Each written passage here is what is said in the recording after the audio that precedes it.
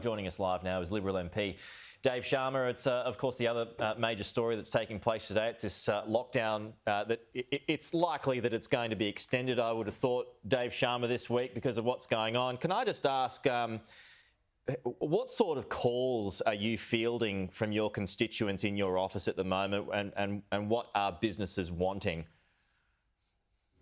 Look, I think for businesses, unsurprisingly, Peter, it's a very anxious time, and there's a lot of uncertainty for them. They don't know when they're going to be able to reopen again. Some of them, for those that are open, the trading is obviously highly limited. And then for some businesses sort of on the margins, they're not sure whether they're meant to be open or not because some of that guidance hasn't been especially clear. So I think there's certainly a need for some more economic and financial support to businesses. I think when we first went into this lockdown, the expectation was that it would be shorter, and we put in place measures like the COVID disaster payment for the federal government, and the state government had one-off support payments to small and medium businesses. But I'm pleased now that the two levels of government are talking again, because I think we're in for a longer lockdown than we first envisaged, and business and workers will need our support to get through this. Yeah, a lot of the epidemiologists out and about, we had one on our show a little bit earlier saying about at least 4 weeks from now is going to be needed. So we're going to be in this for a while.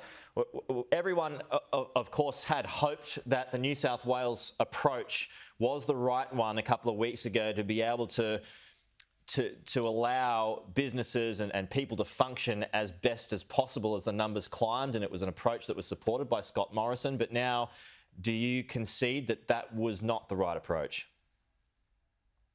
Look, I'm not going to Monday morning quarterback this, Peter, but I just would say that each variant here is different. I mean, if we look back, the very first variant that came out of Wuhan had a reproductive number of about 2.5, which is about 2.5 people on average were infected from any particular case. The Alpha variant, which was known as a few months ago as the UK variant, which sort of swept through Britain, had a reproductive number of about 5.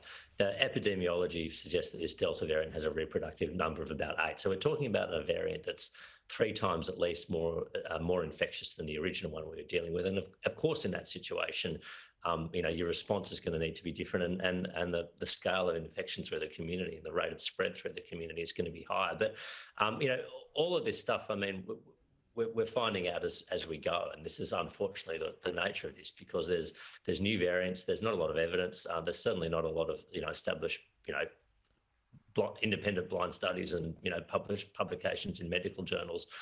We're needing to see as we go, and I think New South Wales is doing all we could expect any government to do, is to respond to the evidence, to respond to information, to not be blinded by a particular policy approach or ideology, just to go where the evidence leads. And I think that's exactly what the Premier's been doing in this occasion. What do you make of the ads that started broadcasting yesterday? Look, I haven't seen them all closely, but I think it is important, the ones that I think have a bit of the Grim Reaper AIDS stuff about them. I think it's important. I think that there probably is a degree of complacency here within Sydney. I think we've all seen it, because I think we expected that, like with previous lockdowns, this would be over quite quickly. The numbers would remain low. So I think it is important that we make sure people take the public health orders seriously, make sure people get their injections, and those who have already had first vaccination and they're on AstraZeneca, get them to contact their GP and bring forward their second vaccination. But, I mean, the problem that a lot of people have identified with this ad, and I'm singling out the more graphic one of the 2 ads that were released yesterday, is that you're effectively encouraging people, young people, to go out and get jabs, but for the most part, those vaccines aren't there.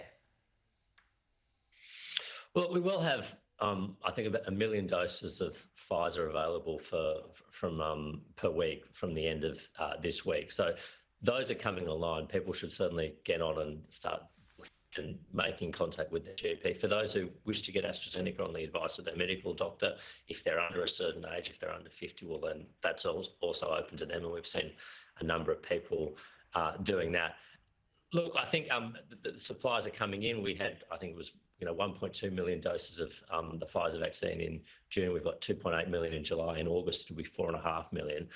So this is all happening within the next few weeks. It'll move quite quickly, and the vaccine rollout will move quite quickly. And it's important we've got the people there to receive these new doses that are coming in. Okay. Dave Sharma, thanks for your time. We'll talk to you soon. Thanks, Peter.